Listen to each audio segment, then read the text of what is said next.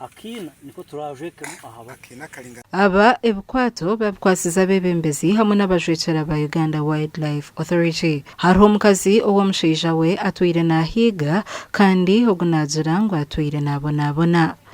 munana kabandi mu kamwero nyino kamakago mu cyaro gunda hingamu konka kunabenjo wanyene sente yinkuberamu kunabenja aho narabagamba ngo mushira wanje haja baje kunyeta ngo mushira wanje ngo bashebe kwa bamwita nabuza shibamwitira ki katwira hakanisa nabuti kunarama ngo bari hakanisa banjira ngo bamugurukana mwayina mino genjuju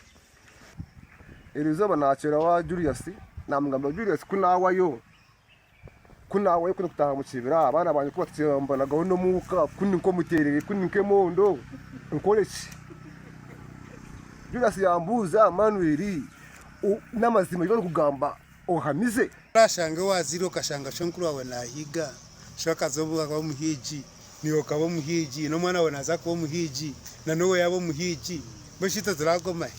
government rene tero muranga kugira ngo abantu bargombora konga mwaguma muryo mukuteka munteka tekejo mukuza kurgombora mutima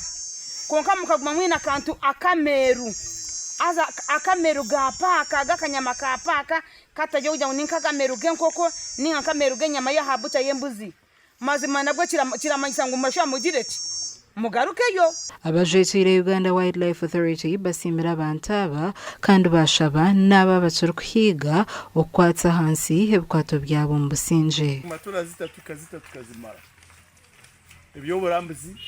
birafana komba mtejo kukurambura bikamuburira nambwe nabarambuzi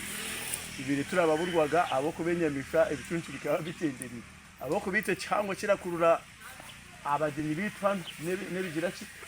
n'ibicuncu biratemba Gashakwa Hweza Wilfred.